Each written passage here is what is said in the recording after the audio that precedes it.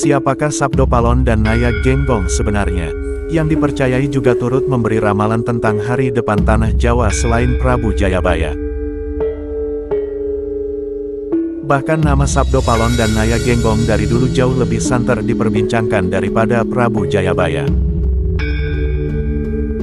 Namun perlu diketahui, Sabdopalon dan Naya Genggong merupakan dua sosok yang misterius, yang berbeda dengan Prabu Jayabaya yang riwayatnya bisa ditelusuri secara pasti sebagai Raja Kediri. Ada yang menyebutkan bahwa Sabdopalon dan Naya Genggong adalah punakawan atau penasehat spiritual dari Prabu Kertabumi, atau Brawijaya V, penguasa terakhir Majapahit.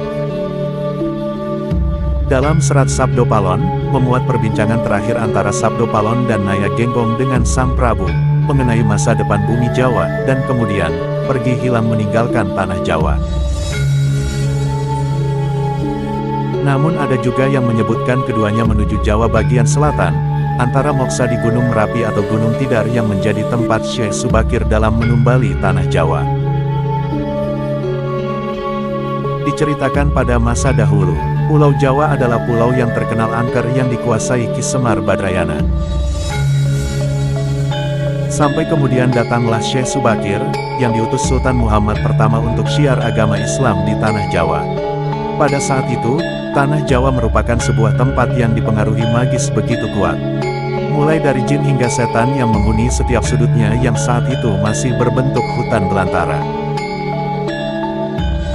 Sesampainya di Pulau Jawa, Syekh Subakir langsung menuju ke Gunung Tidar, yang diyakini sebagai titik pusat dari tanah Jawa. Di puncak gunung itu, Syekh Subakir memasang tumbal berupa batu hitam yang sudah dirajah. Dari sinilah Syekh Subakir dikenal sebagai orang yang berhasil menumbali Pulau Jawa, yang terkenal angker dan wingit pada masa itu. Namun kedatangan Syekh Subakir dalam melakukan syiar Islam di Pulau Jawa, mendapat penolakan dari Ki Semar Badrayana, Danyang, penguasa Jawa. Keduanya pun sampai terlibat pertempuran sengit.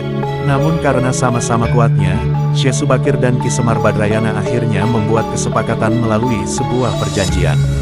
Perjanjian itulah yang disebut Sabdopalon. Berikut ini adalah perjanjian Sabdopalon antara Syekh Subakir dan Ki Semar Badrayana. Penyebaran ajaran Islam tidak boleh dilakukan dengan cara paksaan, apalagi dengan jalan peperangan.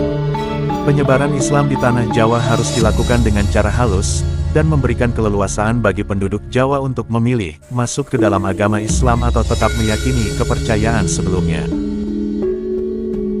Akulturasi antara Islam dengan budaya Jawa dalam pendirian tempat peribadatan. Meskipun tempat peribadatan tersebut dari luar memiliki gaya asli Jawa, namun di dalamnya ajaran-ajaran Islam disebarluaskan. Kerajaan Islam diperbolehkan berdiri di tanah Jawa, tapi raja pertama haruslah anak campuran. Maksudnya adalah orang tua sang raja memiliki campuran agama. Jika bapak Hindu, ibu Islam, sebaliknya juga jika bapak Islam, ibu Hindu. Tidak boleh mengubah orang Jawa menjadi orang yang kearab-araban. Biarkanlah padi tetap ditanam di sawah dan kurma tetap ditanam di padang pasir. Lalu seperti apa sih wujud Ki Semar Badrayana, yang dari namanya sangat familiar yang dalam tokoh pewayangan dikenal juga dengan nama Semar. Wujud Semar fisiknya sangat unik. Dengan tubuhnya yang bulat, mata sembab tetapi selalu tersenyum. Meski berwajah tua, namun potongan rambutnya Semar bergaya kuncung seperti anak kecil. Dia berkelamin laki-laki, tetapi memiliki payudara seperti perempuan, sebagai simbol pria dan wanita. Tokoh Semar pertama kali ditemukan dalam karya sastra pada zaman Kerajaan Majapahit, yang berjudul Sudamala.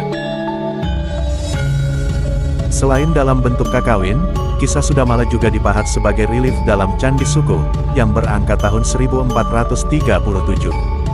Semar dikisahkan sebagai abdi atau hamba tokoh utama Sadewa, dari keluarga Pandawa, dengan peran tidak hanya sebagai pengikut saja, melainkan juga sebagai pelontar humor untuk mencairkan suasana yang tegang.